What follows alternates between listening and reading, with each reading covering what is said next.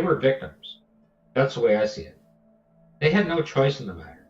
They were on the front line of the Cold War. That's who they were. And they should be commended for that. Right. I would never accuse them of anything. Okay? They did what they had to do. They took these photographs to show you that it was a fraud. The most daring thing anybody's ever done. And now we do have slide 64 up. It's the Van Allen belt and Apollo. Yes, well, that's another trajectory that they were trying to show that they were going through a lesser portion of the Van Allen belts instead of straight in and out, missing the inner belt completely on that particular shot. Just didn't happen like that because it wouldn't hit the moon. Do not have the fuel to do that. It would change the timeline. Like, they would have to change all of the documentation, the timeline from launch out, to be able to alter and do the extra half a rotation around the Earth like that. In the documentation, in the audio, these maneuvers would have to be made. They'd be getting instructions on how to make those and to do the next burn. You also need other retro rockets to slow them down and make it turn like that. Almost done here. Yeah, oh, that's just simply showing that the set has been redressed, like that they've taken multiple scene takes on it. So on the left-hand side, if you take a look at the leg of the LEM, the shadow of the LEM, it comes down through, and there are rocks and pieces and junk sitting there and all kinds of stuff, and the bag is sitting there. The drogue, which is the sensor, is sitting off on an angle, at the same angle as the leg. On the right-hand photo, now it's propped up straight. Directly behind it should be the bag. You can see the shadows on the ground where the bag is sitting. Yes. And where the legs come out and curve around. And then on the right-hand side, right at that arrow, is where that bag should be sitting. And it's missing. And then if you look straight out the shadow, it's perfectly smooth. There's no rocks, there's no nothing there. All of the pieces on the left-hand side are missing. It's all been redressed. And again, I do have another question that did come in that I probably should have asked you when we were talking about UFOs yet again. One of the listeners sent me another private message here asking me to ask you your opinions on the U.S. Navy introducing those new guidelines for pilots to report UFO sightings. What your take was on that was, my friend. They can report all the sightings they want. I'd like to see one on display somewhere that's an actual real flying machine first. I can't argue with that. Like I said, UFOs to me are simply Disney creations or NASA creations or whatever. I think most of the sightings we see are probably ours for the most part. Well, I would think, yeah, we're trying to design something with different kinds of propulsion and things like that. Correct. I don't believe we accomplished anti-gravity in any way, shape, or form. That I cannot deny.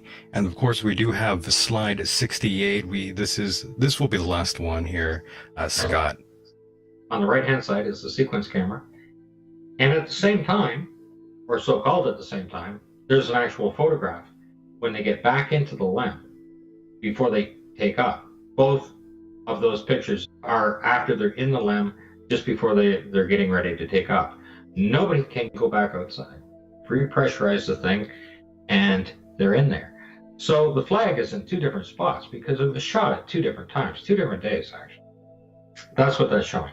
Yes.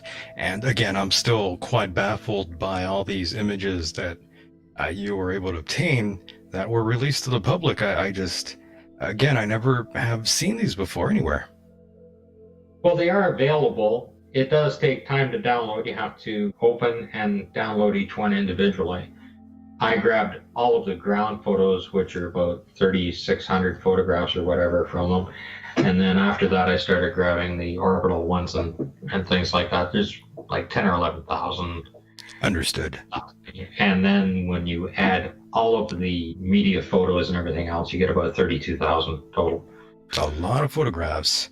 And Scott, do you plan to write any books?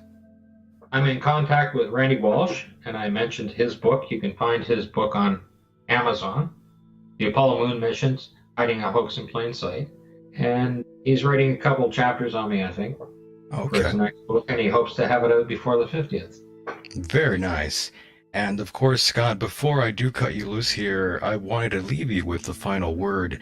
Anything you want to get off your chest, anything on your mind, feel free. The floor is yours, Scott. Oh, I really don't want to get anything off my chest. I would like to thank Marcus Allen. Marcus Allen, okay. Because when I first started reaching out to people and asking questions, and I wasn't getting a response from anyone, nobody from NASA or Johnson Center or anybody like that, no universities would respond to me on even the simplest questions on the photographs. They simply didn't respond. Marcus Allen was the only one. I started showing him a few of my findings, and he was quite interested. And I encouraged him to present my findings. And this is going back 6, 7 years, more than that, 2013, 2014, somewhere in there. And we've been in contact with each other, hundreds of emails a year. He's looked at all my work as it's being developed. He knows these photographs inside out and backwards. He knows the films. He knows the cameras. And he's been doing it for more than 25 years himself. And he actually encouraged me to come out and present my own information. And so he encouraged me to come on a few radio shows with him to help ease me into it. Sure. And it got the attention of David Percy. And David Percy said he'd like to have the photos done in this kind of format, the same that I've put in this PowerPoint presentation. People can look at these photographs. They can disagree with me. It doesn't matter. The fact of the matter is these photographs exist. I didn't take them. I didn't post them online. I didn't prepare the set to show what's in there. Everybody else did that. I'm simply saying, here, have a look at it. The flag is wet. If you can't see it, I'm sorry. Right? If you need a PhD to see it, well, a lot of people are gonna, die before they get one.